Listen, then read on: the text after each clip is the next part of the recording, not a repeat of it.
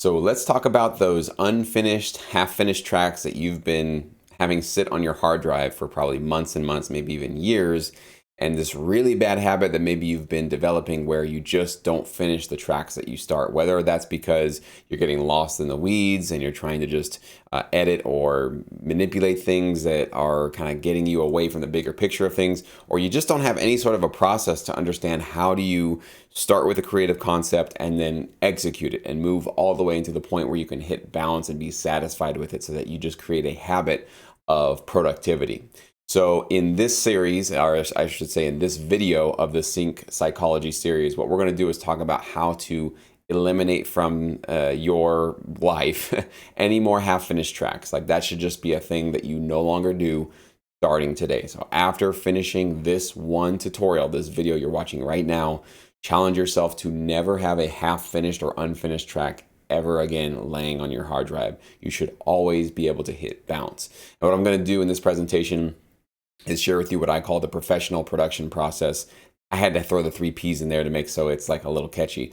But this is essentially a 5-step process that I think can guarantee moving you from wherever you are now, wherever you're getting stuck in your tracks, to actually getting to hit bounce on your songs so that they're completed, so that you can get that much closer to full-time income. Sound good? All right, let's go ahead and jump into this. All right, so what is the problem with you not finishing your tracks and making a habit out of it? I'm going to show you real quickly why this is such a deadly problem for your career so that you understand how serious it is and why you should really take this seriously, okay? Obviously, you're just going to have fewer tracks to shop to library. So if you have not as many tracks to put out there and get distribution through the system, it's just lowering your chances of securing placements and lowering your potential income in the future. So right off the bat, we're already shooting ourselves in the foot if we're not finishing tracks in terms of the kind of income that we can earn and the timeline to get there, right?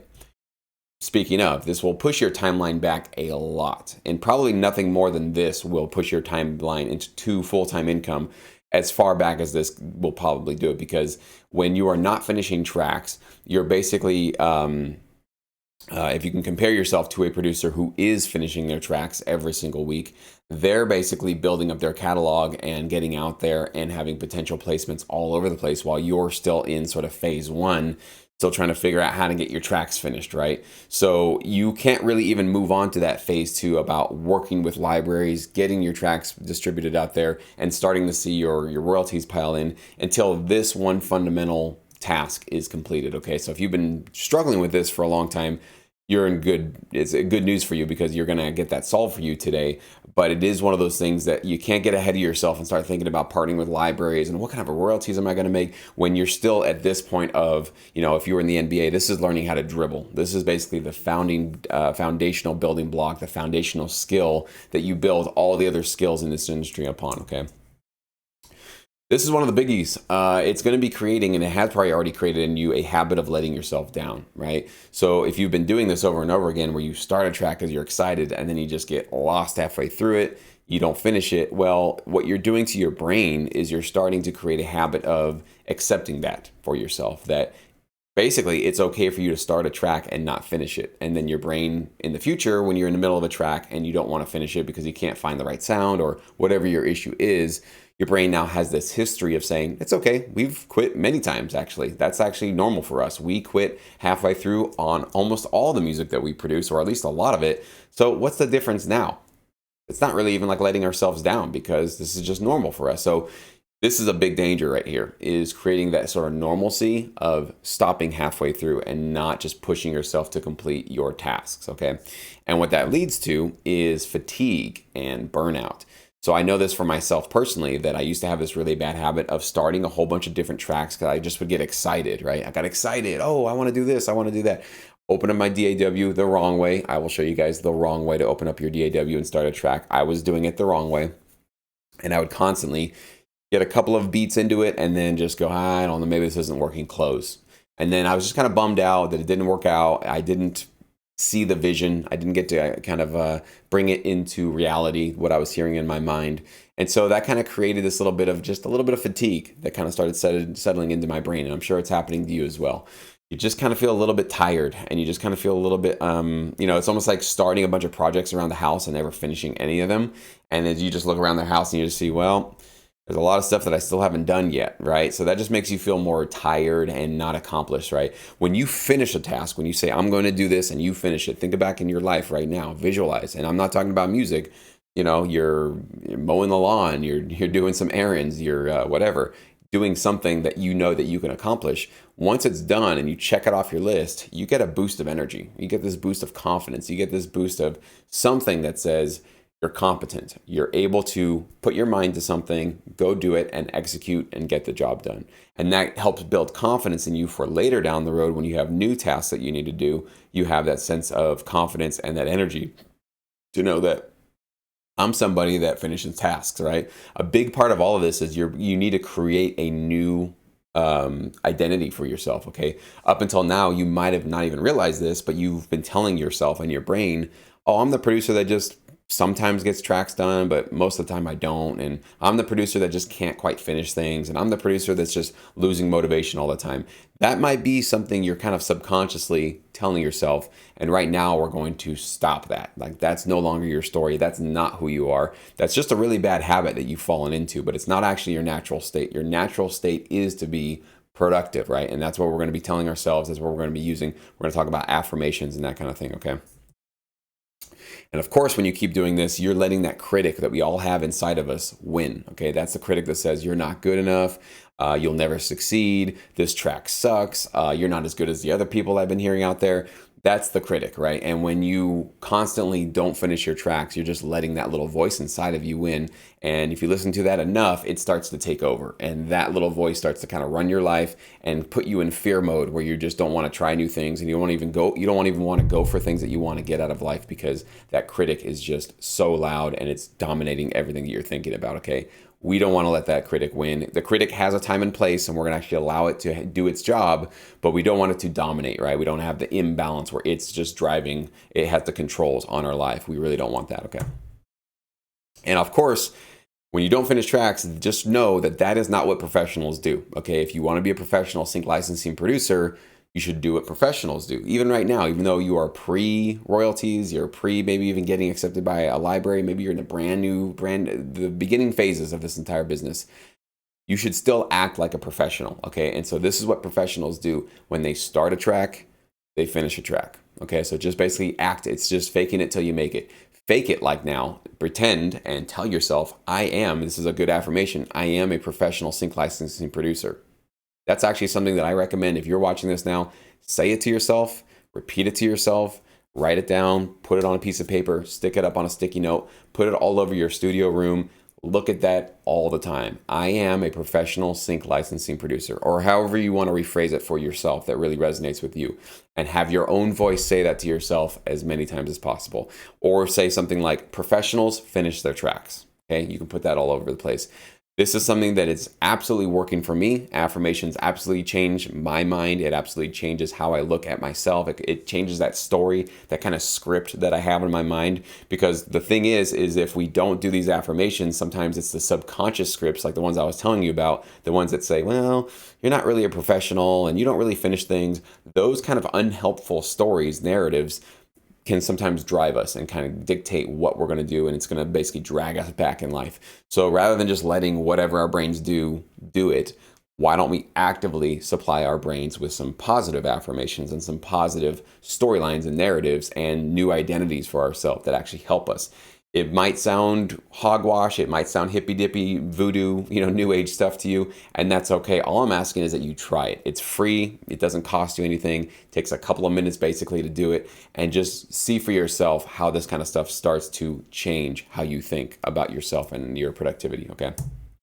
Now, let's talk why you don't finish your tracks. Why is this happening to you all the time?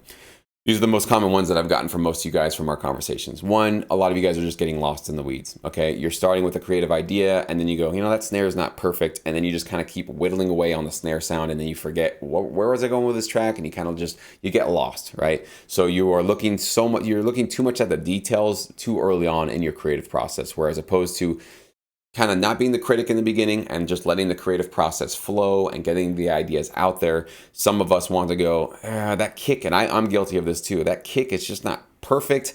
let me start EQing and mixing that. Let me get another kick. Let me do, and you get lost in the weeds for like an hour. And before you know it, you're just burned out because you cannot get this little thing done, whatever it is that you're doing. One of our members had a great analogy. It's like if you were a sculptor and you had this big block of stone and you started chiseling away. Well, in the beginning, you need to basically just get the actual form, the rough form of what you're going to be chiseling. But let's say that there was a chiseler and a sculptor, and he decided to, in the middle of getting this form, was like, I want that nose perfect, and just went all around and spent like days and days and days just getting this nose perfect, and then zoomed out and realized, oh, I don't even know if this is going to be right for the whole form, and maybe I shouldn't have gotten into that nose because I don't know how it's going to react to everything else. Same thing with music, right? So if you're getting so lost in the weeds too early on in your creative process, you've really lost the point of being in the creative process. The point of being in the creative process is to be in flow, right? Where you're not really letting that critic and that editor kind of state of mind come in and start to just pick apart things, but just letting the most amount of just free expression of your creative ideas come out on your DAW, okay? Secondly, a lot of you guys are still guilty of this. I can't believe a lot of you guys still are, but after this tutorial, please never do this. But a lot of you guys are still not using reference tracks, okay? You're opening up your DAW because you got an idea and you heard something, right? You heard it on TV or you heard it on a YouTube video or something like that, and you thought, that's the song I want to do. And you open up your DAW and start creating, but you didn't bring that song over, or at least you didn't have it up on another window so you could constantly go back and reference it and really follow it, okay? That's a big reason why a lot of you guys are getting stuck, because what references do is they help you get unstuck instantly. So if you don't know how to go from your verse to your chorus, or your chorus to your bridge, or your build up to your last chorus, or how do you end the track, or what kind of instruments should you use, and how do you stack these things up together? Well, that's what a reference track is giving you. It is the blueprint, the cheat sheet, the guide for how to complete a track and how to complete a licensable track if you're using production music, right? If you're going to a library and finding a track that is like specifically in your genre, and it might even be from a library that you want to eventually submit to. So you're basically following the quality of the competition that you're going to be up against. Really smart thing. This is what professionals do. This is what I finally learned how to do years into my career, and I wish I had started doing this from day one. It would have instantly jetpacked my production quality. I can guarantee you nothing will make you a better producer than this one step right here, okay? If you take nothing else from all of this, just use reference tracks and you're going to be miles and miles ahead of where you would have been if you didn't use them.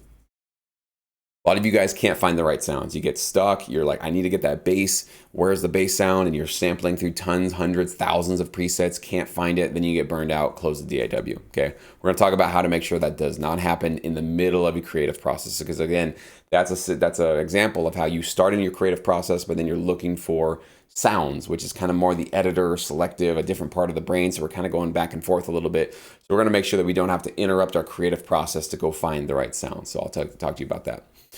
Some of you guys are still aiming for perfection, thinking that, well, this isn't the best track I've ever produced in my life, and it's not quite the track that I think is going to save humanity from all of its problems, so therefore it's not worth hitting bounce. It's not worth finishing, okay? This is a trap. This is something that will never lead you towards full-time income. It's always going to keep you in procrastination mode and in not finishing your tracks. Rather than go for perfection, I've always said go for licensability. Now, how do you know if it's licensable? Well, you've got that reference track, so you can compare right in your session. Is this in line, following with the essence of what's happening in this reference track? If so, and if that's a really good production music reference track, then you know that you're hitting licensability, right? And that reference track isn't perfect, and your track won't be perfect. Perfect is a subjective, it doesn't exist. You can tell somebody, my track is perfect, great. That doesn't mean anything other than something to you, okay? So this is just kind of a worthless word that does not really help us at all when it comes to finishing our track. So try to not think every single track that you make is going to be the absolute best or perfect track you ever could. Think about in terms of, is this licensable? Is this competitive with what I'm hearing out there with these reference tracks, right? Could be also a lot of you guys are procrastinating because you know that once you hit bounce on that track, that means you're now liable to have to do something with that track. So there could be also a fear. I'm not mind reading, but I'm just saying some of you guys might be dealing with this. There could be a fear of, it's not perfect yet, I don't want to do it. But really what that is you going, I don't want to submit this to a library and potentially get rejected. So I'm going to keep making this excuse that those drums aren't perfect yet. This isn't right yet, or that isn't right. So that could be also kind of going on in the background. So I wanted to bring this up so that you can become mindful for yourself. What is it really that's really getting in the way? And of course, we talk about these kind of issues, the sort of fears of succeeding and failing in other sync psychology tutorials. But this is definitely a big factor for a lot of producers. So I want to make sure I bring that up. Okay. This is really important too. A lot of you guys, when you start a track, you're not visualizing yourself hitting bounce. And again, might seem voodoo, hippy dippy, new age. It makes a big difference. So before you start your track, close your eyes and just for 30 seconds, I'm not talking about hours and hours of meditation, just 30 seconds, visualize a full DAW session in front of you, visualizing the track sounding great, licensable, full, exactly how you want it to, and also literally visualize the specific action of you going to file, down to bounce, and bounce track. Visualize that process, okay? Think about that, put that in your head, or even if you want, take a screenshot of yourself doing that, like actually going down to file and clicking bounce, print that out, put it on your wall, and look at that all the time, okay? And even at the top, you can say, this is what professionals do. These are the kind of things that will make a difference, because what you're doing is you're putting a new pattern of thinking in your mind by doing that, and a new expectation, right? Because up until now, maybe the expectation has been, well, I start it and sometimes I finish and sometimes I don't. And so when you start with that kind of an open policy of like, well, who knows, we'll see what happens.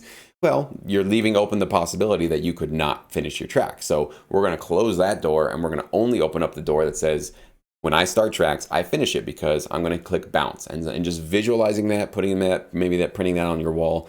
This is the kind of stuff that really will make a difference for you as you go through the process, because now you have a sort of very specific goal of where you're going to go. And with all of these things in line, it's really almost hard to not finish a track. You have so many things working in your favor when you have all this stuff working for you, right? All right.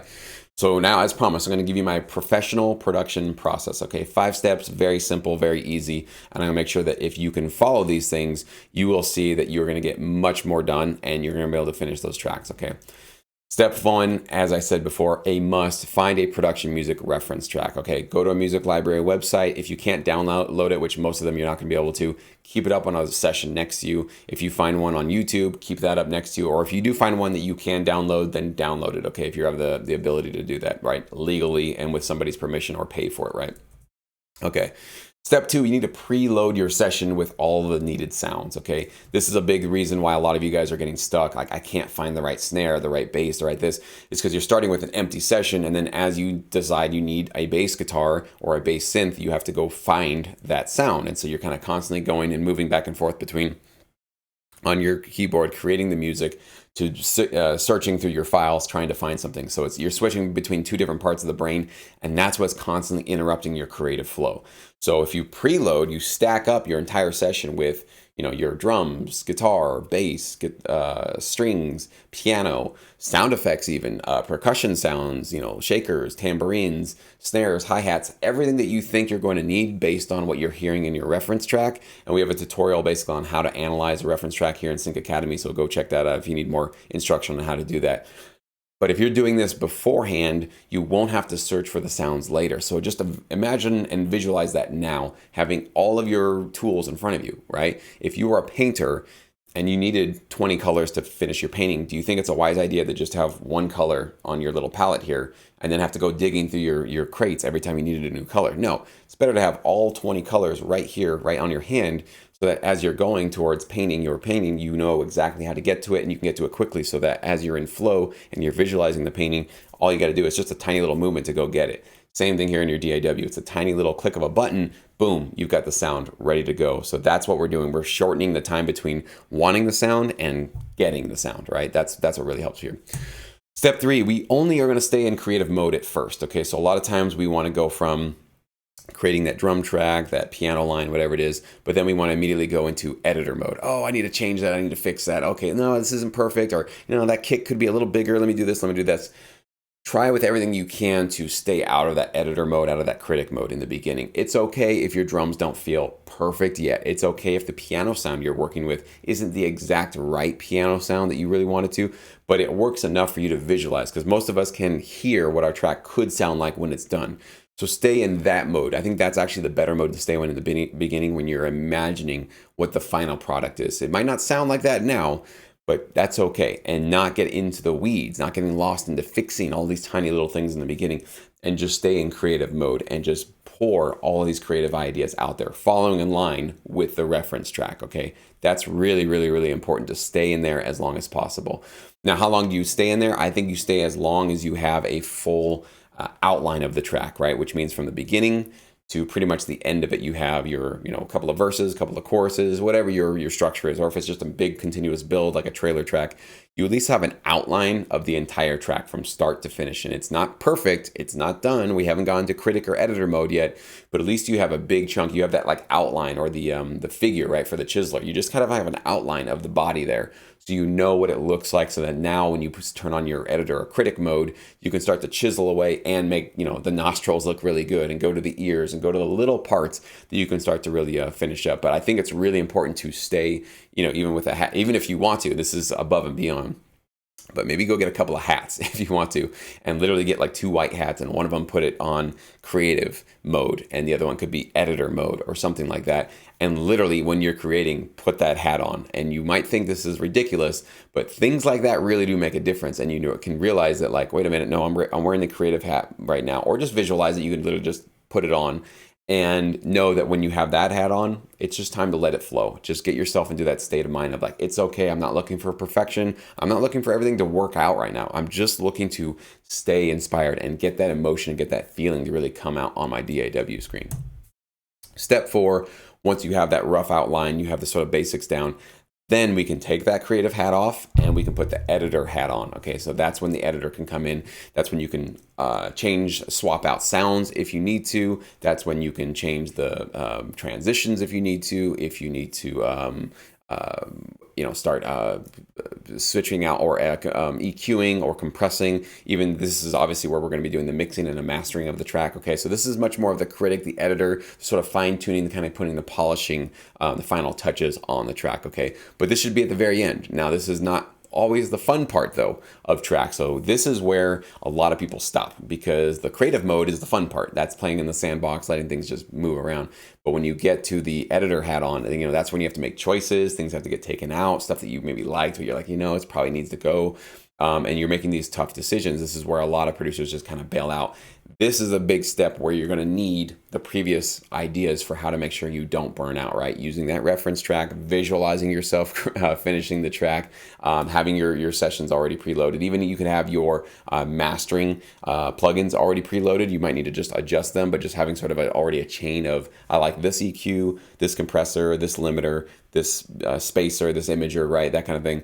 You can have all these things ready to go, so that when you go to that process, you're eliminating as much friction as possible, because this sometimes is not the fun part for a lot of producers to make these choices. So this is the really tricky part. But when you get to this part and you start feeling that like, this isn't fun, I really don't like doing that, that's when, again, close your eyes, visualize yourself moving forward and finishing the track. That's where you're going to basically need these kind of skills, is usually in step 4. And step 5, as I said before, professionals hit bounce. Okay, so obviously this is what you're going to do from now on.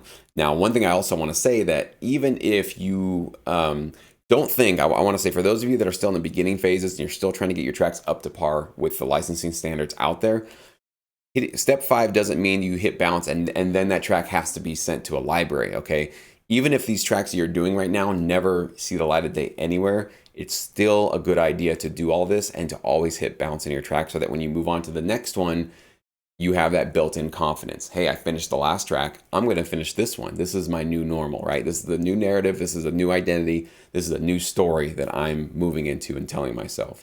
So it doesn't matter if you do this 100 times and none of those 100 tracks ever see the light of the day and they all sit on your hard drive for the rest of your life. That's still not a waste. That's not a waste of resources, not a waste of music, it's not a waste of your time. Because what you're doing is you're creating a new habit, right? That's what we're doing right now with our mind. Our mental focus here is we're creating new grooves, new synapses firing, and we're creating this new habit of being a professional and always hitting bounce. Okay, that's what this is really all about. And of course, at some point, your tracks will be to the point where every time you do this, your tracks will be bounced and go off to a library and get those placements. You should be visualizing that as well. But in the beginning, for wherever you are, it's okay that these tracks maybe aren't there yet. They're not really professional yet in terms of, or I shouldn't say professional, but they're not competitive yet, and you don't feel like they're ready to submit. that's okay. That's no reason to not hit bounce. You should still always be hitting bounce on everything that you do. Okay, so after this, I'm going to say, please challenge yourself from now on. Finish every single track you start. And yes, every track, okay? Always, always, always use a reference track. I shouldn't hear any more people saying that they're getting stuck. And when I ask them, are you using a reference track? They say no.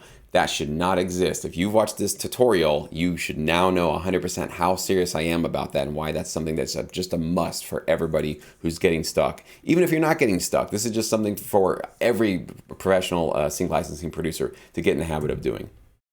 As we said before, preload your sessions, stack them up, create new audio or MIDI tracks, and always preload everything that you have in your session beforehand so that you can get to it when you need to, okay?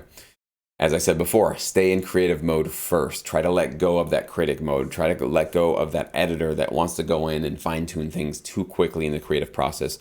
Try to visualize it as a sandbox where you're just playing around. You're just seeing what works, and not everything you're going to do always works. And you know that in the end, you might be deleting a lot of the stuff that you put on your track, and that's okay. Because right now, we're just being creative. We're just getting in the state of flow. We're just letting our ideas kind of come out on the screen. And like I said before, affirmations are really, really positive. Say things like, I will finish this track. Visualize yourself finishing that track. Write that down, whatever you want to do. Having these affirmations in your back pocket and constantly giving yourself these sort of like pats on the back and kind of these visualizations of what you're going to do in the future, they really do make a difference. They really do give you energy and inspire you and start creating that new habit that you really want to have. And you want this to be your habit moving forward. That's the whole point of this. Starting and finishing tracks should just be a habit for you very soon, actually, after you implement all these into your life, okay? Now what I want to show you is what a bad DAW setup looks like so you know how to avoid it, okay? And so if you're starting your tracks and your DAW looks like this, you're not doing it right. And you might be looking at this going like, well, what's the problem? I mean, it's a blank slate, so we can create new music, we're good to go, right? No, wrong, okay? There's no reference track here, right? Now, maybe you can't get the reference track into your DAW, but at least on the side, there should be a reference track that you're constantly going back to on another window and listening to it over and over again. But right now, as you can see, no reference track in sight. So who knows where I'm gonna go with this track? I'm gonna just give it a shot and see what happens, right? The other thing you'll see, there's no preloaded sounds. There's one generic piano that just kind of comes up with logic when you start a new session, but I haven't taken the time in this session to go find what am I doing here? Do I need drums? Do I need bass, a synth? Do I need transition effects, percussion? What do I need here before I even start composing one note of music? So this, if your sessions look like this when you start, you're not doing it correctly. Okay, so just so you know, that's not the right way to do it. So let me show you now the good DAW setup. Okay, so here you can see it's a little bit different, right? We've got a reference track, so we know what we're following. I've got a blueprint now. I know exactly how long this track is. I'm going to follow the length of it. I can actually see when I, expand it, like where the verse and the chorus are. I can see how they're doing things. I can kind of hear how the track is being produced. And as you can see, of course, lots and lots of preloaded sounds and labeled tracks. Okay, I keep things nice and organized. I want to make sure I know what I'm looking for, what I'm hearing when I put this stuff on there. So preloading your track, this might be a lot of tracks for some of you. Some of you would do less, or some of you could even do more. But whatever it is that feels right for the type of music. Like if it's minimal music, you might be doing 10 at the most, tracks. But if you're doing this as a full pop EDM song, like this is going to be a 20-30 kind of a track song that we're putting together here. So I need to have all these kind of things ready to go and preloaded so that when I want to use them, they're already at my fingertips. I can go like, oh, I need the strings. Boom, click on the string track. I've already got them preloaded. I've sampled them. I've listened to them. I know they're the right sound based on the reference track, right? I'm following along with the reference track. So this is where this kind of stuff will keep you out of the weeds, keep you out of that crate looking for those sounds that you think, are just have to be perfect, and just make sure that you're getting to the point where you're finishing every single track, okay? So with that being said, guys, thank you so much for watching. I really hope this was useful for you, and from now on, you should now have all the resources at your fingertips and all the strategies and skills to be able to do it. The trick now is you need to do all this kind of stuff. Yes, you know it now. Yes, you're aware of what this process is, but that's really not that important. What's really more important is that you actually practice this stuff. So feel free to go back in this tutorial, make a screenshot, print this stuff out if you'd like to do the 5-step process of the professional production process, whatever you'd like to do, and just make sure that this is something that you start to practice and put into your daily life and into your routine at your home studio. Thank you guys so much for watching, and we'll catch you in the next tutorial.